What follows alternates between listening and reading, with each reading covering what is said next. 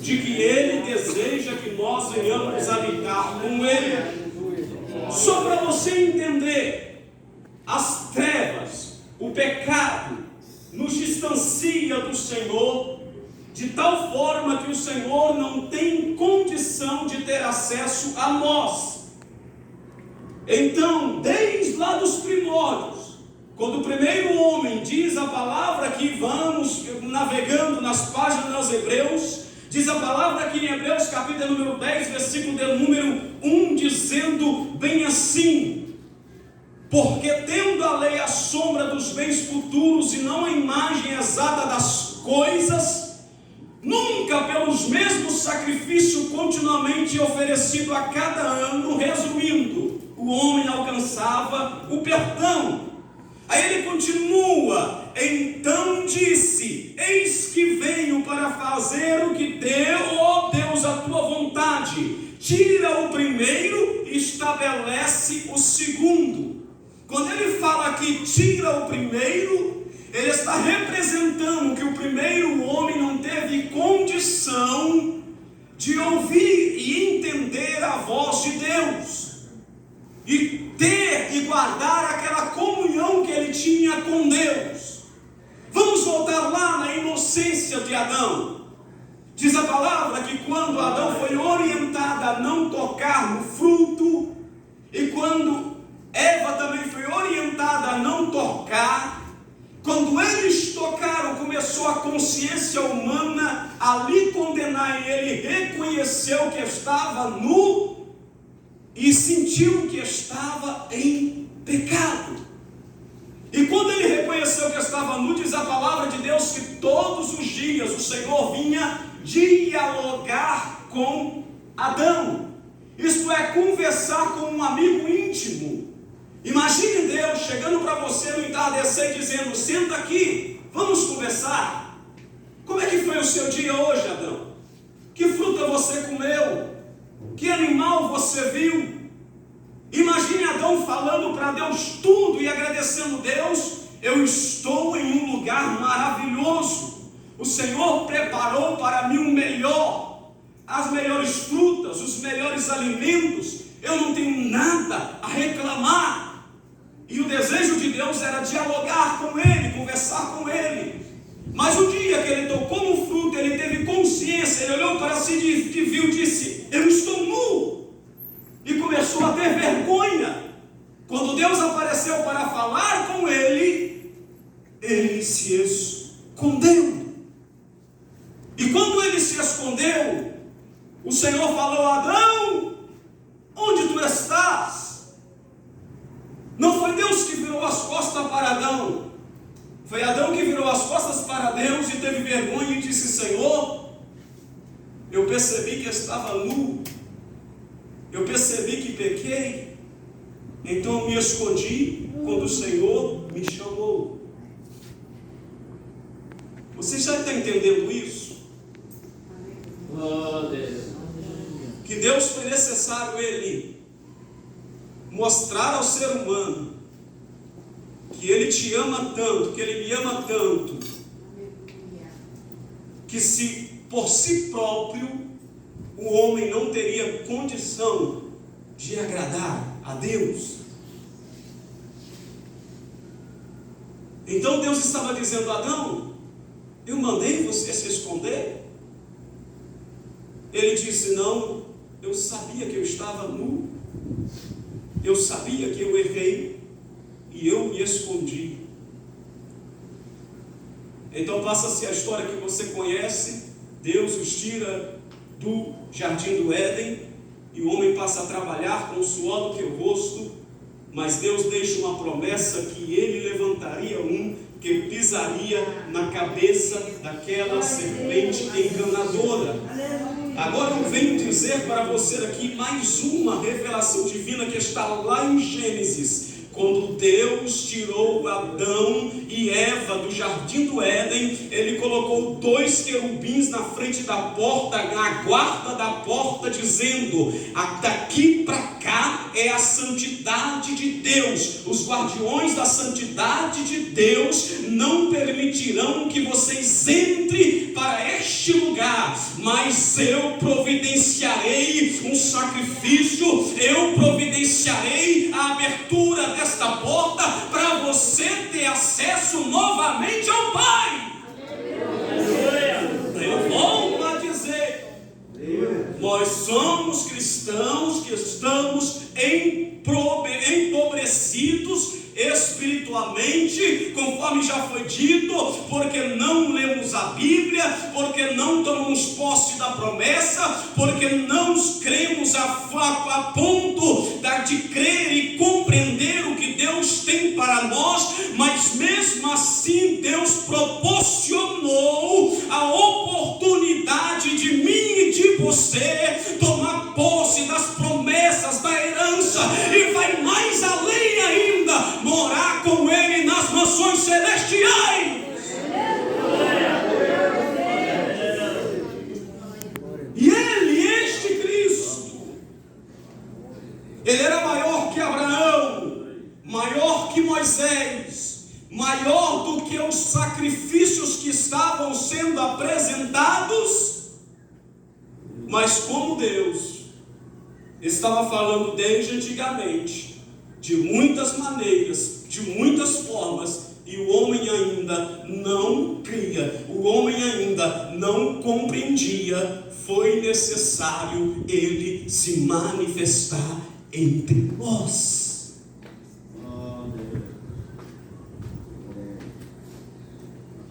Você entende? O que você tem nas tuas mãos? Nós entendemos isso. Você quer voltar comigo, irmãos, lá no livro de Êxodo? Você pode abrir tua Bíblia aí, livro de Êxodo. Eu não vou muito longe não, eu vou em Êxodo 26. Êxodo 26.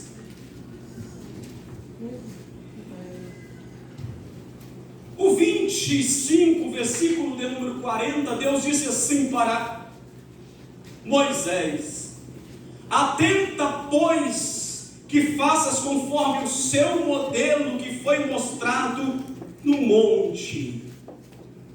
Deus está dando ordenança para Moisés do seguinte: Moisés, eu preciso habitar no meio do meu povo. Então, para eu habitar, é necessário separar um lugar santo para que a minha morada esteja ali. Então, Moisés, eu vou te dar aqui um modelo de algo chamado tabernáculo. Vocês são peregrinos e forasteiros, o cristão também é peregrino e forasteiro. E para onde vocês forem, vocês vão para o monte deste tabernáculo, e ali a minha glória há de se manifestar. E qual era a estrutura deste tabernáculo? Era Deus falando com o povo antigamente. Qual era a estrutura deste tabernáculo? Era o seguinte: não tem este templo que nós estamos aqui? Tem uma porta, ali tem um diácono. Quando você passa do diácono, você passa pela porta principal. Você entra no templo, você senta, aqui os irmãos é onde os irmãos louvam, aqui é o altar, e daqui é pregada a palavra. Semelhante a isto era o tabernáculo, só que cada peça do tabernáculo representava aquele que havia de vir. E olha como é que Deus falava para o povo. No tabernáculo tinha a porta. O sacerdote, para uma vez por ano, se você for lá em Hebreus, vendo Deus falado antigamente, de muitas formas e de muitas maneiras, pelos profetas aos nossos pais, falou nesses últimos dias por meio do teu filho este manifestado como segundo Adão, porém um homem sem pecado, para trazer para nós a salvação e o acesso livre aos céus. Então olha só, tinha a porta, o sacerdote entrava pela porta. Disse Jesus, João capítulo número 10, versículo número 9: eu sou a porta. Jesus Cristo é a porta ao qual você deve entrar. Aí continua a tipologia bíblica: o altar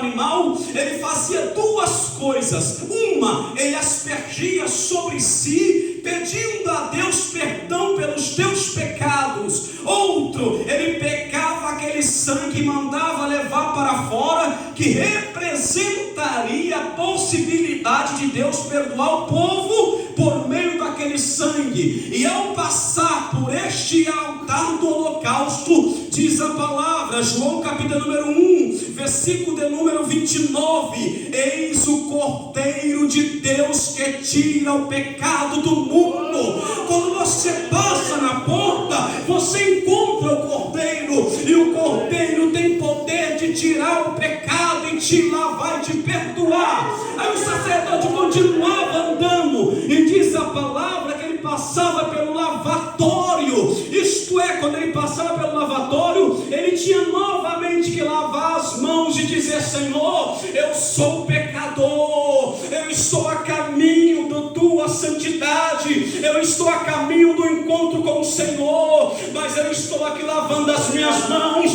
perdoa os meus pecados, lava a minha vida. Olha, ele pede pelo sangue, agora ele pulsa a água, e diz a palavra de Deus em João capítulo número 4, versículo número 13 e 14: eu sou a fonte da água da vida, e aquele que beber de mim nunca mais terá sede. Ele é aquele que pode saciar a sede da tua alma. E continuava o sacerdote, queridos, e diz a palavra que ele entrava, e quando ele acessava o tabernáculo, olha, quando ele passava da porta principal, à tua direita estava a mesa de pães, à tua esquerda estava o candelabro. E quando ele olhava a mesa de pães, ele falava: Senhor, está aqui a oferta de pães asmos para o Senhor, receba a oferta de pães asmos, perdoa o teu povo, receba esta oferta. Quando ele olhava para o candelabro, ele via os 7 castiçais ali do candelabro pegando fogo, representando a luz divina que pode iluminar a vida do homem que jaz em trevas no pecado. E diz a palavra do Evangelho de João capítulo número 9, versículo número 5: eu sou a luz do mundo, eu sou o pão da vida, eu sou a verdade. O sacerdote passava naquele lugar chamado lugar santo. Então olha, quando o sacerdote chegava na porta, passava no altar, no lavabo, e pisava no lugar santo, a situação começava a ficar mais séria. E ele continua, diz a palavra, que ele ia ao altar do incenso. Ao altar do incenso. O altar do incenso era como se eles ficassem aqui, ó. E aqui tinha um véu, uma cortina. E era o último momento dele ter um encontro real com Deus. E ele pegava o altar do incenso e começava a aspergir o incenso e a apresentar diante do Senhor, que representava a tua oração e a oração do povo diante de Deus. E ali ele estava dizendo: Senhor, eu vou ter um encontro com o Senhor. Senhor, eu vou ter acesso à tua soberania. E diz a palavra, do altar do incenso, ele estava indo na direção daquele que é o caminho, a verdade e a vida. Porque naquele caminho ele encontraria a verdade de Deus. E se ele não estivesse em verdade, ele encontraria a morte, mas pela misericórdia de Deus ele encontraria a vida. E diz a palavra que quando ele olhava, irmãos, imagina o coração do sacerdote. Imagina o coração dele disparando. E na estola sacerdotal tinha um sininho. Então cada passo que ele dava ficava.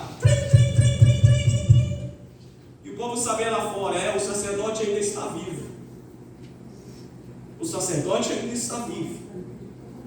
Só que agora ele está no lugar santo, no altar do incenso. E quando ele ia passar para o lugar santíssimo, ele atravessava o véu e chegava na presença, no lugar santíssimo de Deus. Isto é, ele chegava aonde estava Jesus. João 10:30. Eu e o Pai somos um. E quando ele chegava, ele passava este véu, ele contemplava a glória de Deus. Sabe o que é interessante? Lembra que eu te falei que lá no Éden, quando Deus proibiu Adão e Eva de retornar, Deus colocou os querubins que representam guardiões da glória de Deus. Pois é, no tabernáculo também assim o Senhor disse para Moisés. E o tabernáculo fala 10 cortinas de linho fino torcido, e pano azul e púrpura e carmesim, com querubins as fará de obra de esmeralda. Ele está dizendo, Moisés, o azul representará o meu filho que virá do céu. Moisés, o linho fino, torcido, branco e puro, representará a minha santidade que se fará maldito, para que o povo ache a salvação. Moisés, a púrpura representará um rei que descerá do céu para se fazer servo, deixar sua coroa de lado e para sofrer, para que outros venham herdar a vida eterna e uma herança que jamais será corrompida. E ele diz, Moisés, a cor vermelha deste véu representará o sacrifício lá na cruz, e ele perdoará todos os pecados. Aleluia. Aleluia. Deus, Senhor. Aleluia. Aí como o Senhor não precisava mais usar tipos, porque o homem não cria, tabernáculo, o homem não cria, veio o Verbo, se manifestou no meio de nós, e diz a palavra que ele foi levado até o Gólgota, o monte da caveira, e para cumprir a palavra, ele cumpriria Isaías 53, como o cordeiro mudo seria levado ao matadouro. Ele só falava, Pai, faça a tua vontade. Vamos a Hebreus, capítulo de número 10. Aleluia. Ele diz assim, neste sacrifício, porém, cada ano se faz comemoração dos pecados, porque é impossível que o sangue de touros e bodes tire pecados. Pelo que entrando no mundo diz, sacrifício e oferta não quisestes, mas corpo me preparastes. Holocausto e obrigações pelo pecado não te agrada. Então disse eu, eis aqui venho. No princípio do livro está escrito de mim, oh Espírito Santo de Deus, Aleluia. para fazer, ó Deus, a sua vontade. Aleluia, glória a Deus. E ele foi até o alto do Gólgota fazer a vontade de Deus. E quando você lê no Evangelho de Mateus, lá no seu capítulo 27, versículo ali 19, versículo 40 até o 51, você vai ver que ele está no alto do Gólgota. Ele começa a falar, Lamá, sabachthani, Deus meu, por que me desamparaste? Uma palavra aramaico. Ele diz, Pai, Não deixe o pecado vir sobre mim, porque o pecado dele dói, ele fere, ele mata. Mas enquanto ele dizia isso, ele sempre falava, sempre cumpria a vontade do Pai. Meu Deus. E lá no alto do Gólgota, o corpo que Deus enviou, olha, eis que no livro está escrito de mim. Eu vim em corpo. No livro, desde Gênesis. Glória a Deus. Havia alguém que ensinar que nós temos que descartar o evangelho antigo. Havia alguém ensinar que Jesus Cristo não está no Antigo Testamento. Não, desde os primórdios, Deus planejou restaurar a comunhão com o homem. Glória a Deus. Aí quando ele